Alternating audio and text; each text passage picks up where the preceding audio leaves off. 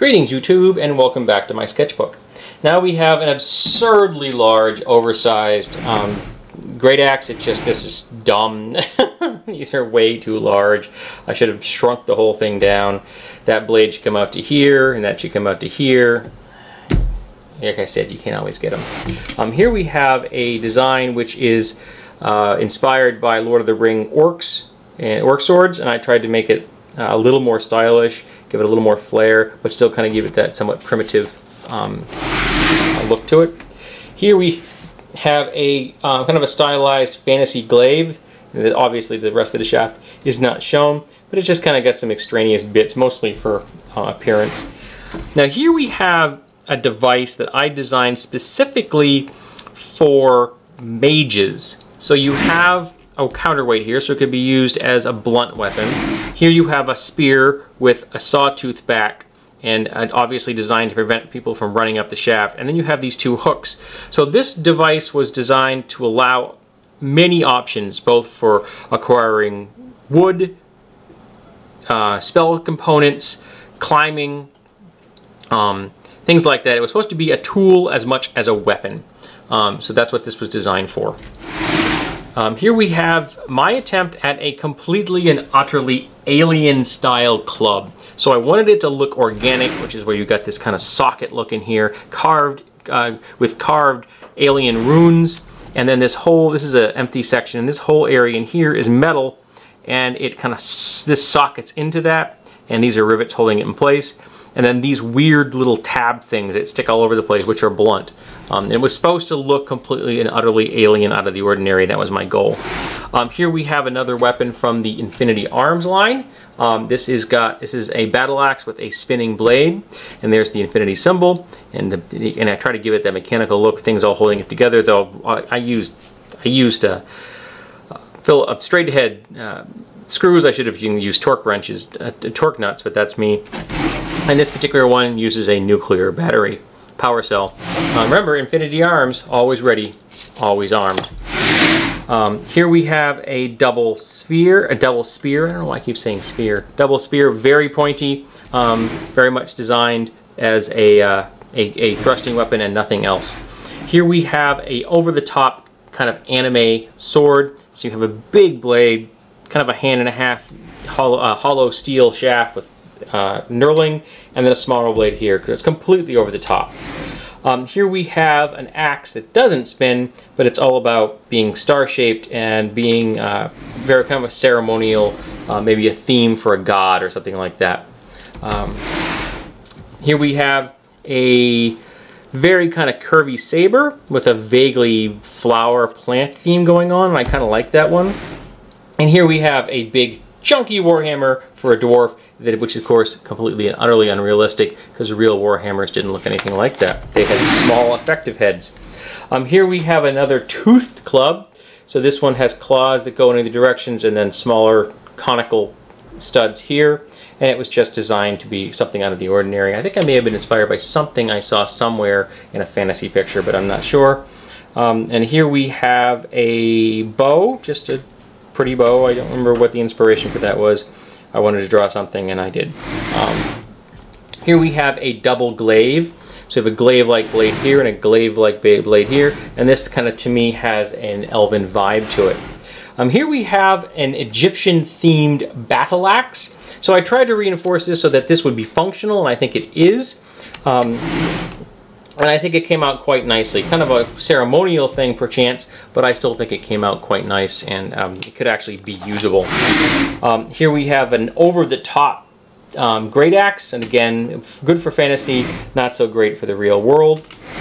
Here we have another big, chunky barbarian orc Klingon style weapon with the huge blades on a long shaft, allowing different kinds of grips and use in different ways. So you could just use it like this and swing it, or you hold it with one grip and one grip here in any different combinations you want. Here we had an incredibly linear design for like a Lochabar axe. So it's all the weights out here and point impact here and in here. So it would be decidedly dangerous. But I wanted to go from kind of a modern look. Here we have another kind of silly fantasy alien halberd design. Not very useful, but I think that was kind of interesting looking. Here we have a leaf blade, just pretty straightforward leaf blade sword. Here we have a spear with big nasty spikes on it, which is kind of silly, but I was going for this, again, fantasy look. Here we have a chakram, which can be thrown. You hold it here and you throw it, and it's got these big nasty blades, designed to, of course, be spun rapidly. And I think it would be very dangerous, but it's also probably fairly likely to break. Check the time. All right. Here we have two different illustrations of similar designs. Now, this was the sword originally used in a fantasy setting, and I wrote a little story about how some famous warrior had fought a monster, and in the fight during the fight, his sword got bent. But he liked it so much that he kept it, and it became a tribal tradition for the warriors of that tribe to carry bent swords like this. So it's got this kind of vague kukri vibe to it, but in a kind of an African setting, because that's what it was. And here we have a very unusual weapon.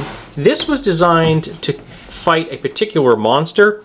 So this is designed to get behind the monster, and you shove this between plates, and you go in there and you sever nerves in it, and that would bring the beast down, because otherwise it was almost impossible to kill. So it meant that the warrior had to like get behind the thing and to the side, and then get his weapon very precisely between some scales and get to the flesh and try to sever some nerves.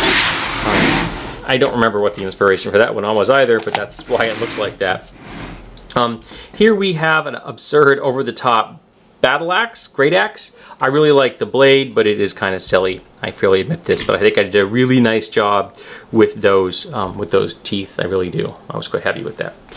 Here we have an over-the-top fantasy knife with something that looks like Gil Hibben would design it. Not too sensible, but it was fun to draw.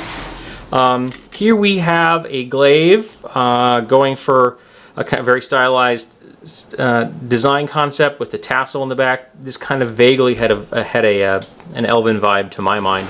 Here we have a very straightforward sword made in a tradition very similar to a Tai Chi sword in China. And here we have a knife with a lot of curves. I don't know if this handle would work at all, but I kind of like the blade. Here we have a Clubat. A friend of mine asked me for that, so I drew it for him. Now this was a weapon designed to be exotic. Sharpened discs held together with chain links that you would swing and attack an opponent with. So very, very dangerous to the user, but deadly to the opponent. It would probably not be as useful as just a two-handed sword, but I thought it was kind of cool, and it fits into that whole fantasy China martial art vibe. Here we have a sword with a serrated edge. Yeah. Here we have a weapon that was inspired by the rear lights of a car sitting in front of me in traffic, and that's where I got that idea from. It's way too big. It should be much smaller, but it was kind of cool. And here we have a heavy, very pointy dagger designed for deep penetration. I don't remember what the inspiration in that was. I got left in this particular. A bunch of empty ones. All right, do one more.